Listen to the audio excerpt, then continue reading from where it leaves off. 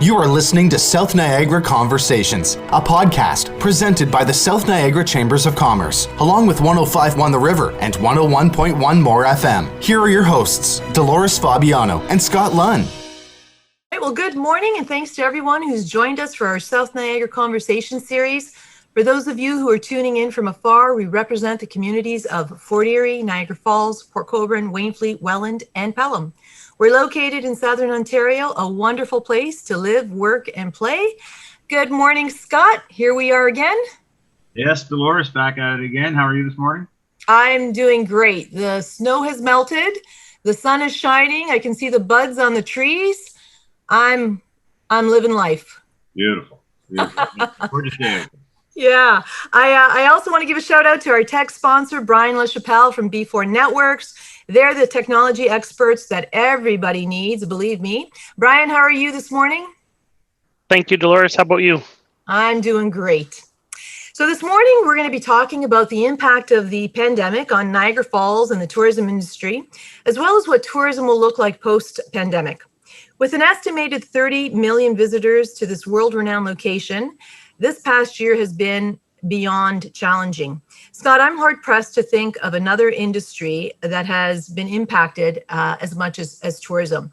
It's been a tough go, but once folks are able to safely travel again, Niagara Falls is going to be a busy, busy place. I know that. We just have to get there. So I'm really interested in having this conversation. Scott, who do we have joining us this morning? Yes, Dolores. Well, this morning we have Richard Taylor, who's the president of Niagara Casinos, and Joel Noden, who's the director of marketing for HOCO Entertainment and Resorts, as well as the chair of the Niagara Falls Tourism Association. Gentlemen, welcome. Good morning. Good morning. We're going to start with Joel. Let's take us back. We'll sort of take the pandemic out of the equation for a second and just tell us what it was like, how things were sitting just before this pandemic hit us. Well, the tourism sector here in Niagara Falls had just come off one of its best years, actually. The hotel rates were high, the occupancies were high, daytime visits were rocking, overnight stays were almost at full capacity through the summer. Just to keep that in perspective, I mean, this past year, the hotel occupancy for the entire year was only 1.8 million people, as opposed to in 2018, I'm using a cheat sheet here, was about 14.7 million people. Wow. So yeah, it's pretty sobering statistics when you start looking at it, and that's continued. I mean, we're now at a point where we keep hearing through social media and the media that people are coming on weekends, it's packed. Oh, actually, Saturday night stays at the hotels. This is through the what they call the STAR report. It's an industry report. It's only about 14%. I mean, a year ago at this time of year, or 2 years ago at this time of year, it would have been probably 65%. So again, you look at the stats and they tell the truth. You don't always get that feel from just eyeballing the destination. Wow. Yikes. Those are some very sobering numbers. Yeah, not a good way to start a conversation. No. And we'll probably continue with a little bit of sadness here because Richard, pre-pandemic, the casino was just days away from launching a new entertainment center. So, I mean, everything came to a screeching halt for your industry as well. Yeah, yes, it did. And, I look back, we had just come off of our transition to Mohegan Gaming and Entertainment. We're completely filled with optimism. You're right. We're literally 2 weeks away from opening up the Niagara Falls Entertainment Center, which was going to be transformative, not just for our business, but for this whole entire community. It's a 5,000 seat entertainment center that, of course, we don't have enough restaurants. We don't have enough hotel rooms to be able to look after that incremental need. And, that's sort of where the partnership and, with the rest of the community was going to come in, that everybody was going to benefit from that opening. But it was 2 weeks, literally almost to the day that we did have to shut down. And at that time, you'll recall, it was supposed to be a April 6th reopening, I believe, which was going to coincide with the opening of the schools. And of course, here we are 14 months later, we're still closed. We had a small window of opportunity. I think it was back in around August, where we could open up, the health table is going to let us open up with 50 patrons, but, with 200,000 square feet here on gaming floor, the facility is well over 1 million square feet. And at Casino Niagara, another 95,000 square feet. We just couldn't build an economic. It just wasn't sustainable for us to, reopen our doors with only 50 people. So it's been tough. It's been tough on the community here. And Dolores, your lead-in comments, I think are spot on. The tourism industry has been hard hit. And in particular here in this community, which primarily this economy is a tourist-based economy. But I think we've been resilient. We've been working very, very well together. Joel and I are on a task force. It almost sounds like it's a SWAT team, but we kind of feel like it is at time. But the community has come together. The business leaders have come together. The leadership in this community has come together, and we're going to get through this. And we're very optimistic now with the vaccine rollout. Seems like it's getting momentum. We're hopeful that we're going to get that resurgence of tourism. We had a great call with Tim Hudak. He's heading up this tourism recovery committee. We had some really good discussion with him. Shared a lot of good ideas specifically about our industry. And some other comments that will help the local economy here as well. So a lot to be optimistic about. As much as it has been a very horrible situation for everybody involved here, but we are going to get through this, and we're going to be, we will be better for this as well. So I know that, we don't typically like to get too political, but here I go. There are some policies that really just don't make sense. And Scott, correct me if I'm wrong, but about a month ago, maybe more than a month ago, we had a couple of local restaurants on the podcast talking about their experience and how they were managing. And one of the things that really didn't make sense to them, and this was just as we were coming out of the second lockdown. So they were allowed to have 10 people for dining in.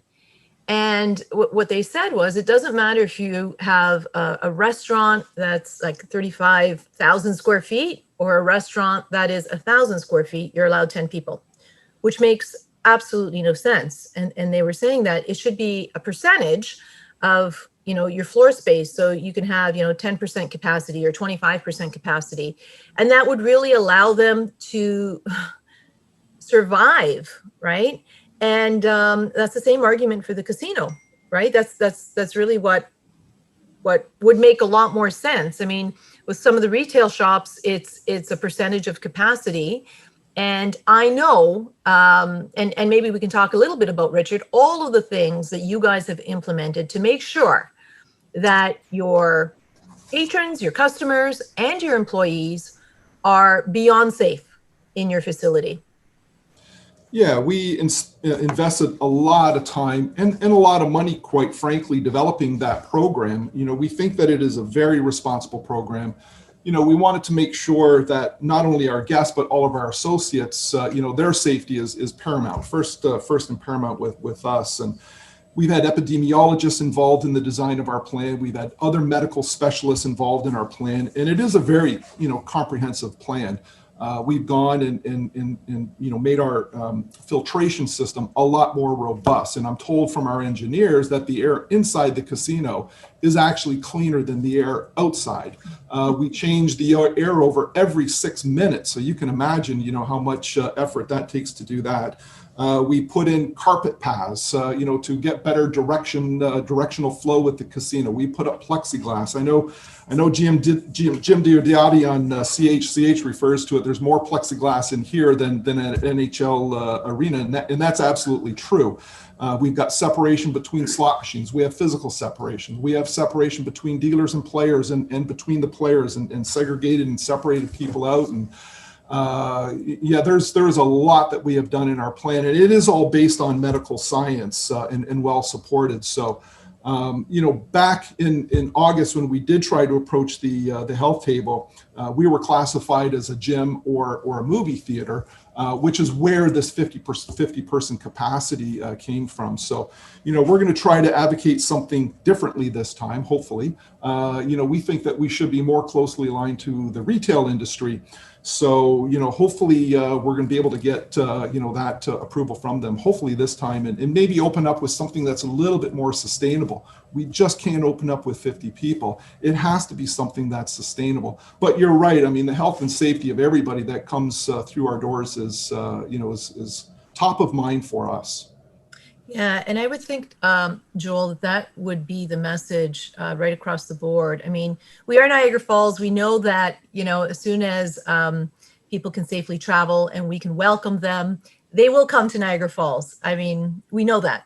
But there will be people who will be concerned about safety, and the industry itself has really stepped up and put in the time, the energy to make sure that it's a safe place to be. And maybe you can talk to that a little bit.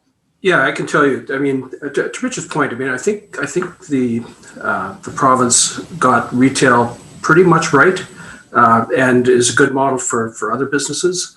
It's not perfect, but these large facilities, I mean, have air handling and air exchangers that are better than anything you'd have in your house or any small restaurant or small retail shop. I mean, we have the same issue here with our kiddie casino, our Midway and Boston Pizza Complex, where we're exchanging air at 50%, and we leave doors open. It's not good for the environment, I guess, but we won't get into that. But we have the doors wide open.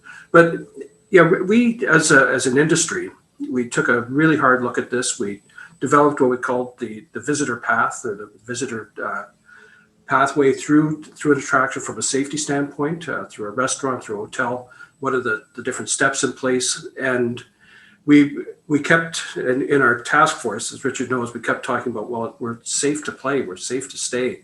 So that kind of became our moniker, where we have a website, we have a webpage that says safe to play. I mean, that's what we are. We're safe to play and safe to stay. And I'll tell you, the businesses, they don't take this lightly. I mean, this is their livelihoods. They've put everything into this, and they're not going to let the little slip up cost them their livelihood. So, I mean, if you go into any of the businesses in Niagara Falls that are in tourism, they're very, very stringent on the way they deal with their staff, the way they deal with their customers. It's not a joke. I mean, to them, this is their life, and their life has been disrupted, I would say, more than the average person, more than somebody that gets to stay home, or I get the stories regularly through our membership at Niagara Falls Tourism, where they've taken out another mortgage on their house. Their house was paid off. Now they've got a mortgage. Their savings have been depleted. Their kids' schooling funds have been tapped into. It's really sad when you start hearing some of these real life stories. These aren't people just making stuff up or third hand. I'm getting it right from business owners. Yeah. And and something has to give at some point. Yeah, well, the tourism industry is a highly labor intensive industry. And I was reading some material, and the World Travel and Tourism Council, they've estimated that 174 million jobs are at risk globally in that industry alone. That's a lot of people being affected. And, if I'm being honest, the one thing that I worry about for our tourism industry is that when we are able to, reopen in a significant way, will we have the labor force? Because, it's been over a year now that some of these properties have been, either closed or semi-closed, or people have been out of work. And during that time, I would think that some of them, maybe many of them, have moved on. We know that in talking to other sectors, some of them are doing really well, busier than ever. And in talking to job developers here in Niagara, there are more jobs than there are people for those jobs right now. And so we can see people, getting jobs in different industries and moving on. And are you guys worried at all about having the labor force when we're really able to get back to it? Well, it's interesting. We of course were able to open up last summer, just for over 120 days. It wasn't the full year, and we still had more than 50% of our businesses shuttered. Like our midways and indoor attractions were all shuttered, and we had trouble getting staff last year, and it was part fear, part the CERT program that people thought, well, you know what, I can stay home rather than go to work. And also people had at that point moved on to other jobs where they saw more security or longer term benefit to going to a different place of employment or a different career. So I think that's going to compound in this coming year. And I mean, Richard, I think at the casino, that's going to be a major issue. The other issue that we had last summer, and I think will be even greater this year, is the type of work that our employees do. They're on their feet. It's demanding work. I mean, whether you're a server in a restaurant or working in an attraction, I mean, it's long hours, it's late hours, it's 24 hours at the casino. And I think there's going to be a factor of employee burnout that we have to look at, because even the people that we've had for years haven't done this in a long time. Yeah, that makes sense. I mean, it's a concern of ours, and I think, Dolores, to your point, I mean, I think in the region, I think there's 40,000 people who are currently on layoff here in this community, and and I think for us, because we have been closed for 14 months, and given the state of where we're at with the pandemic, who knows, that's going to likely extend a little while longer here. Although we're fairly optimistic that the vaccines are going to hopefully turn this thing around very soon. But I'm sure there's several of our employees who have moved on. There has been a few that have left the organization. But it's a great question, and we actually pose that back to our staff, to find out about their willingness and ambitions to come back. And actually the number is quite high. So, we have a lot of very loyal, committed employees, associates that work here. And we're just hopeful that, that they're going to come back, but I don't think it's going to be a V-shaped recovery. I do think it's going to be more of a U-shaped recovery. I just don't see this thing going from 0 to 100. It's probably going to be some ramp up, as we open up, maybe 25% capacity, 50% capacity. I mean, I look across North America, and that's been sort of the recovery, at least in our industry, where they've had about a 50% opening. Vegas, for example, I think they're now removing all restrictions from the gaming industry. They're opening up 100% capacity. And the other good news is I'm hearing that some of the Cirque shows are actually starting to open up as well in Vegas. So, I think if we follow in their footsteps, it will probably be, that kind of a ramp up for us. But quite honestly, it's probably not a bad thing to Joel's point. It's like opening up a brand new casino. Our associates have not been working for 14 months. We're going to have to go through retraining. We just put in a brand new GMS system here as well, gaming management system, a brand new player loyalty program with Momentum. So there's going to be a lot of retraining to bring our staff back up to the level that they were, obviously prior to the pandemic. So, there will be a lot of heavy lifting, but the good news is, we have so many good, committed employees here. We have some of the best employees in the industry that work for us, and we're very proud of that. So, we're looking forward to a really bright future. Richard, to that point, and when people come back, the burnout factor with long hours and working and having been working in some time, and also the skill set. So if you're a dealer, and I don't pretend to understand how this works from their side of things, but would your skills not sort of lessen over a period of being down? There would have to be some trials and time to come in and sharpen those skills, I would think, right? Yeah, and we do have training programs built into our reopening plans. We have multiple reopening plans, just given what the circumstance. We've tried to think of every single circumstance, but a big part of that is employee preparedness, and we do know that we're going to have to go through extensive retraining just on the normal skills to get people back in. doing the things that they were doing before, and not to mention, a new system that we've put in place while we've been down as well. That's going to require some lead time.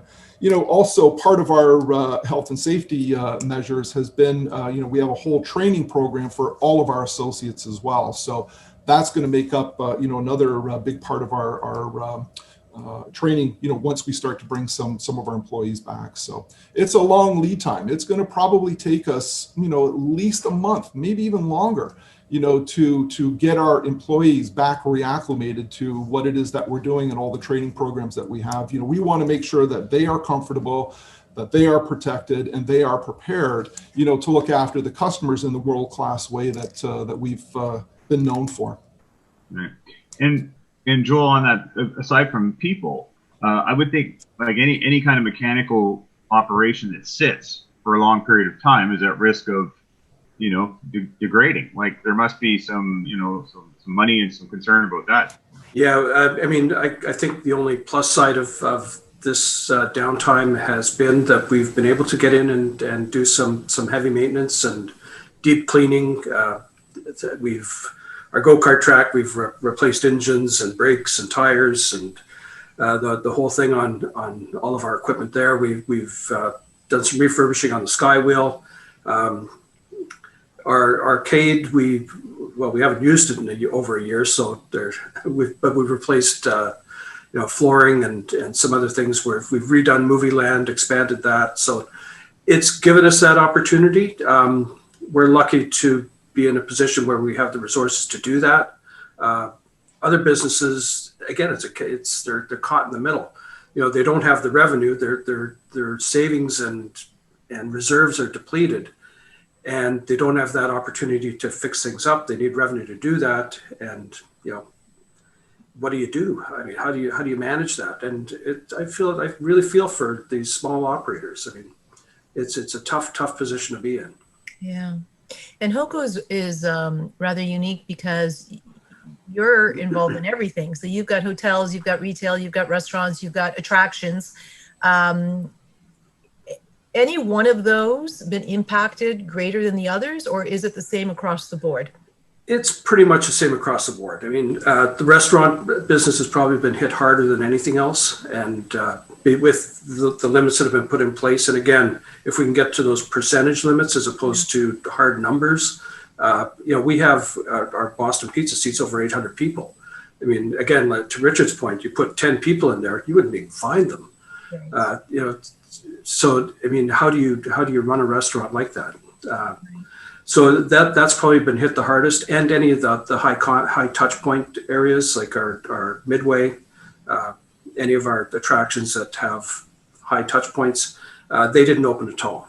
So we've been shuttered, as Richard has, for over a year, for 14, 15 months now.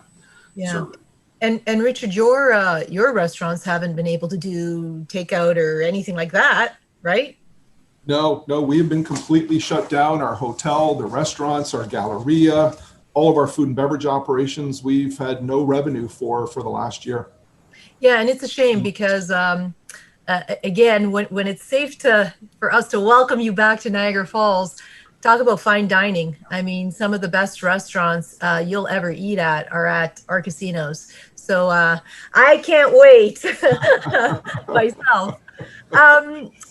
We can't talk about tourism in Niagara Falls without addressing the border and the impact that border closure has had. And I think if you don't live in a border town, you can't understand what it means.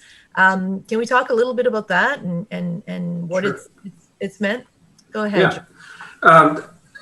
I mean, it has an effect. I mean, when you look at the actual number of visitors that come from the U.S., it's not as high as people think.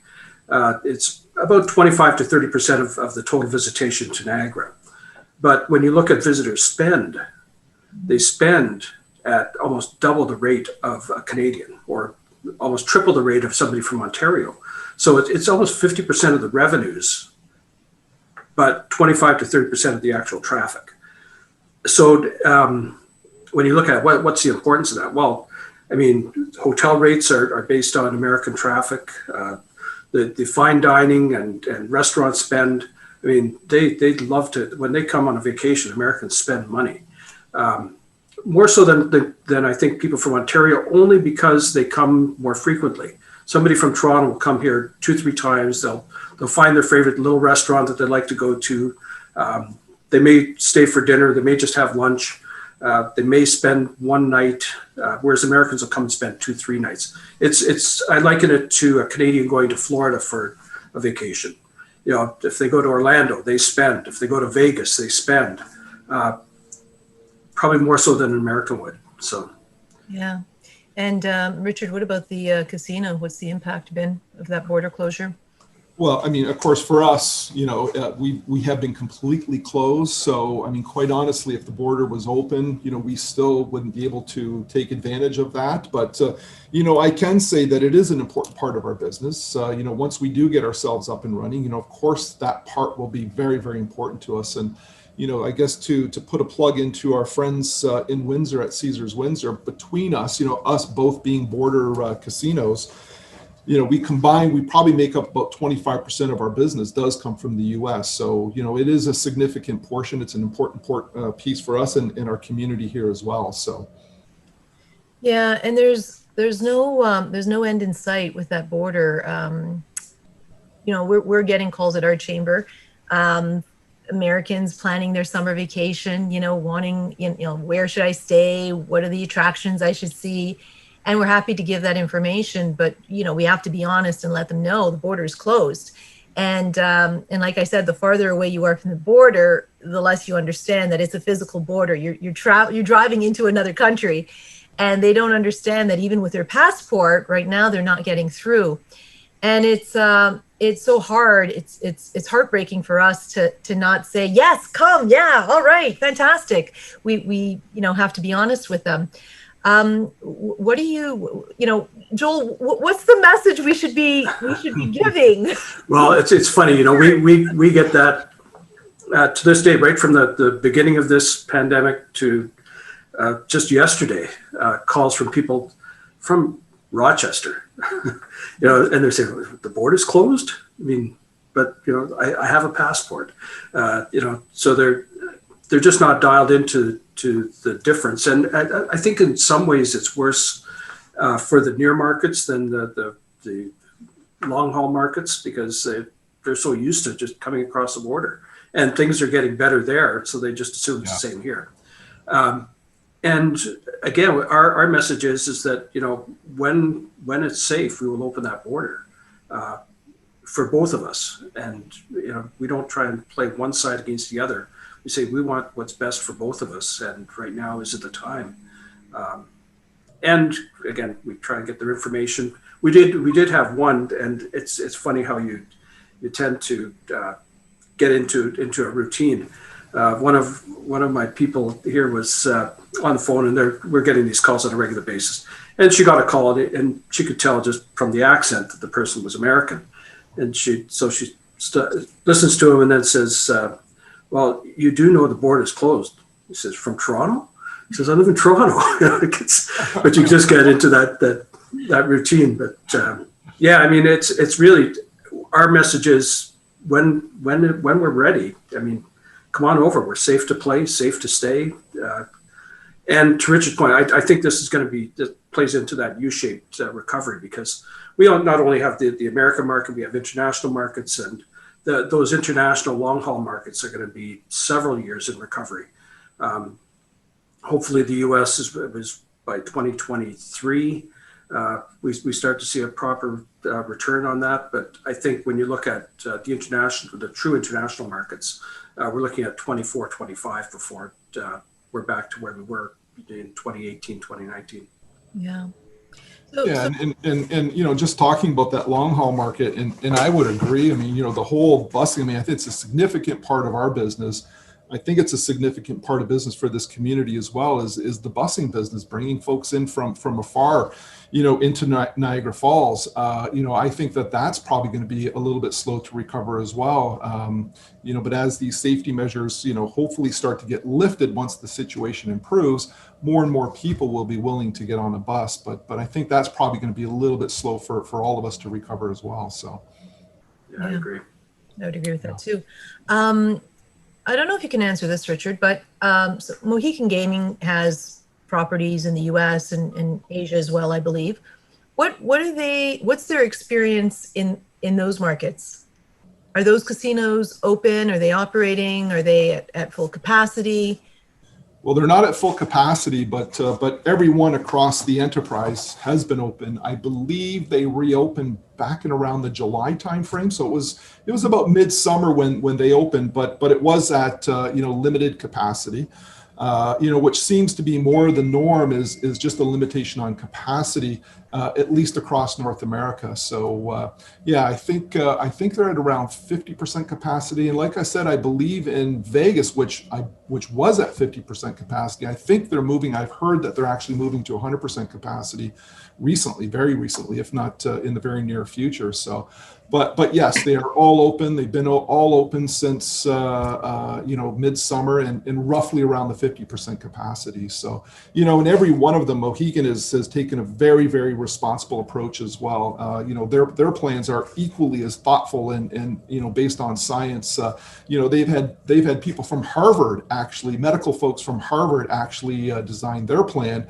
Their plan and our plan are very, very similar, in many, many respects, but they're very safe and very thoughtful plans that they put into place also. So, to protect not only the employees, but also the guests that go there.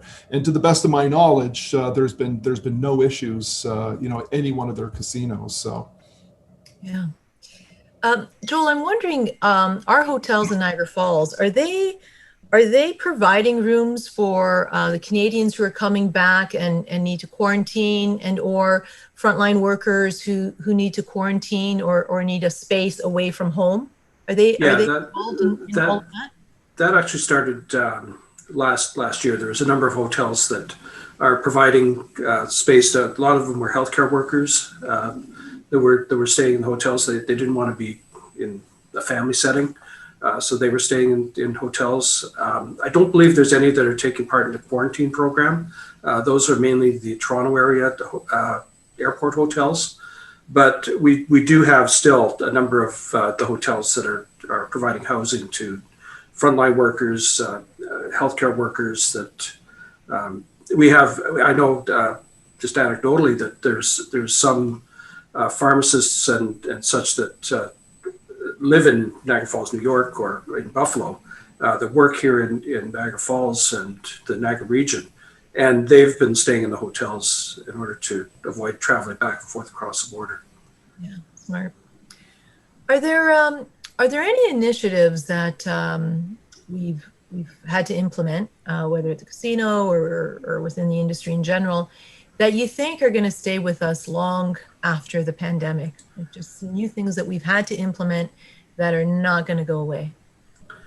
I think so. I think there's this new acute awareness of touch points and people's temperatures and going to work sick.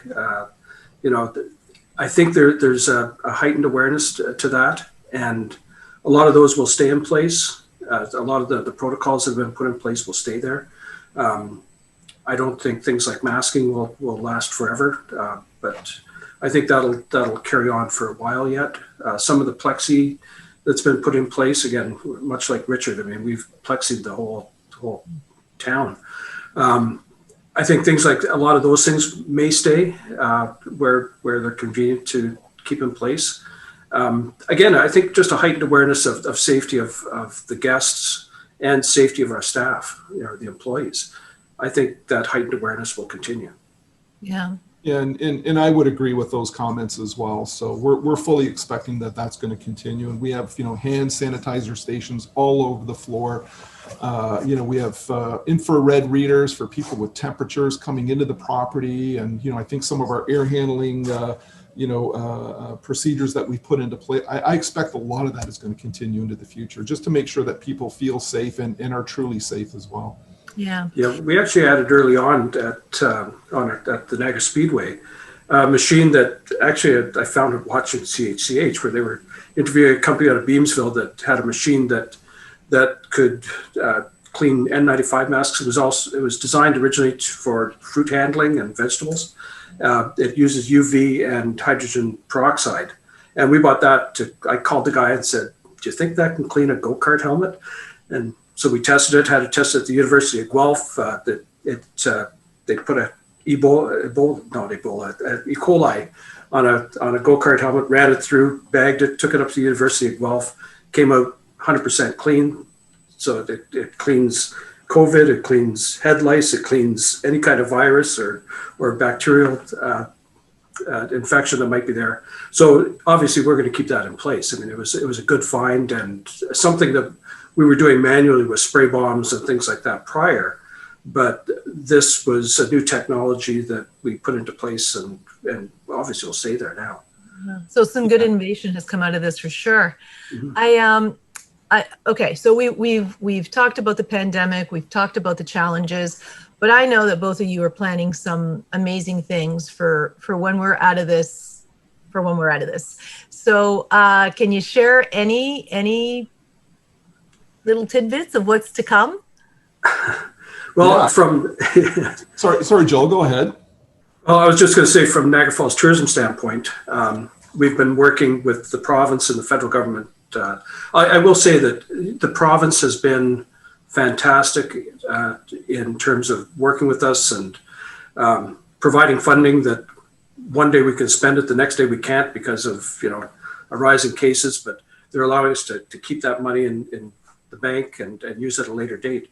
So I mean, there's big money available for blockbuster events and different things that we can do leading up to or once we were able to reopen, and for several years into that. So those are I can't name them because we're still working on them right now. But yeah, we're looking at some big blockbuster events. I think you're going to see event after event after event once we can really open the doors. Well, I know that the team is working so hard and really thinking about things in a different way. And I know that, we're going to reopen with a bang for sure. Richard, I'm sure you have plans too. Oh, we do. Yes. No, for the last year, we've been, trying to reinvent ourselves and certainly prepare for our future as well, so that ultimately when we do open, there's something really exciting, not just for our employees, but our customer as well. So, we've expanded our gaming floor by 17,000 square feet. So we've added more gaming amenities. We've added some private suites up on the 30th floor of our hotel tower. World class. I'll tell you, there's not a private suite anywhere in the world that has the view that we have, from those particular suites.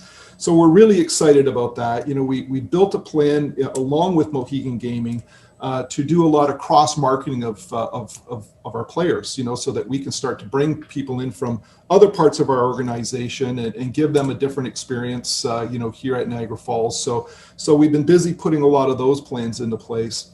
We've made changes in our Galleria space. We've cleaned it up. We've opened it up a little bit more. We've made significant changes on our gaming floor. We've segregated and separated our table games out. The layout is going to be fantastic. We've made changes over at Casino Niagara as well. We've improved the entrance space there. So we've been extremely busy. And I think I mentioned already that we did put a brand new gaming management system in, which has not been a small feat. It's been a significant change for us. And that's going to give us the opportunity to make significant improvements in our customer loyalty program, which is the Momentum program. So it's going to give our customers the ability to sort of drive their own experience on site here. So we're pretty excited about a lot of those. Looking forward, we're also excited about the prospects of iGaming as well. So you're probably aware that the province is looking to legalize iGaming. They're well on their way. We're participating in it.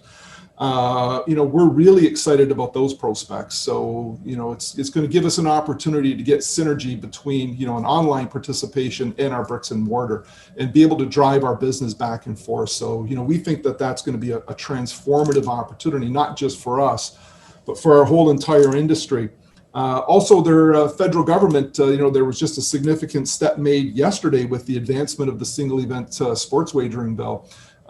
So that's looking like it's going to go to Senate. So hopefully Senate approves it. So we're really excited about the prospects of that, where we could have, a comprehensive sports book in both Fallsview and Casino Niagara. And we just think that that is something that is going to drive incremental tourism, to the Niagara area here as well. So we have a lot to be excited about. We're very optimistic about the future. And I can't go without mentioning the Niagara Falls Entertainment Center as well. Like I said earlier on, we were 2 weeks away from opening that. We had some really exciting acts that we had planned. Our marketing folks are aggressively, trying to make sure that we plan for that reopening. But of course, that particular industry, has been shuttered as well. So it's going to take a little bit of time, I think, for us to get that open. But we're certainly, keenly looking forward to getting that up and running. I think the community here is going to be blown away with the world-class facility that exists in the Niagara Falls Entertainment Center. So too will our customers. So. Yeah, Dolores, one thing that the pandemic did teach us is that we're more than just a waterfall community. I mean, we're an entertainment community. Like, we are in the entertainment business. We're in it in a big way. If you look within 5 kilometers, we've got 5 performance stages. We've got over 100 restaurants. We've got attractions of all to suit every age group and demographic. And we have a park and a waterfall. Yeah. With all those other things closed, the hotels weren't busy because you see the waterfall. But we have so much other entertainment that we really think that we are the entertainment capital of Canada. When you look at it, you can walk and see all this stuff within 5 kilometers. It's nothing. There's no other place in Canada that has that concentration of entertainment that runs virtually 24 hours a day. I mean, like, it's a 24-hour a day buzz. And we also have a bedroom community that supports that. So, I mean, there is that clear dividing line between the entertainment district and the community. And I've traveled a lot across Canada and around the world, and I haven't seen anything quite like this. And I think it took the pandemic to really realize it, because we take it for granted. That's true. Yeah, no, I think that's a great point. I mean, Joel, we are definitely all interconnected. And, I think the work that we have done through our task force and how we've all come together, there is a synergistic effect between all of us, and we do a lot of customer surveys to find out, what drives the customer experience. What is it that they're looking for? And, the customers do want to experience all of the attractions that we have in Niagara Falls here. And in part, that's why we are so successful. And our success is the community's success, and vice versa, because, the customer can have a really holistic entertainment experience here, not just at the casino, but across this region as well. We just got to get open. We just got to get a foothold. We just got to get back into the game. And, we just, got to just kind of restart that tourism engine here. Yeah, and we haven't even talked about the industries that support tourism and our different venues. From the guy that cleans the grease traps in the restaurants to the people that do betting, that deliver the food, provide food to the restaurants, provide kitchen equipment. The list goes on and on and on. All of these businesses have been impacted as well. So once our engine's revving, all these other businesses pick up speed as well. And I think, there's a lot of people relying on what we do for a living, and they make their living that way as well. Yeah, it's good to know that we're ready to go. We may have been shut down for the better part of a year, but everybody has been busy doing some great stuff. And Scott, a couple of weeks ago, I started planning our parties. Remember? Yeah. So we planned a party with Series Global in Port Colborne. We're going to the Fort Erie racetrack for a party. And then we're coming to Niagara Falls, and it's going to be one heck of a party. What a great conversation, guys. I've had the full gambit of emotions this morning. I was sad. I was, really sad, worried, and now I'm so happy, because it sounds like we've got some great things about to come our way, and I think we need to start focusing on that. It's all about recovery now. We're so close. And Scott, wow, what a good conversation.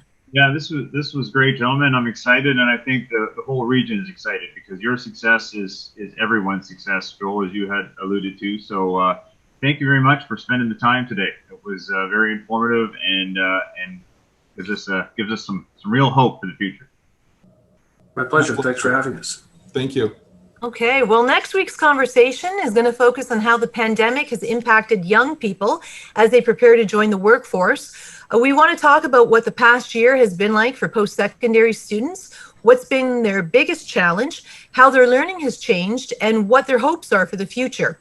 Joining us for the conversation will be Angela Walsh, Niagara College Business Program, Samantha Jemison, Niagara College Mechanical Engineering, Valerie Pagnotta, Brock University Medical Sciences, and Darby Patterson, Brock University Masters of Business Administration. Scott, I think it's going to be a fascinating conversation to hear their perspective. I have a feeling you and I are going to feel real old next Friday. To all of our listeners, tell us the topics that you're talking about because we want to talk about them too. Thanks for tuning in and have yourselves a wonderful day. Thank you. Bye.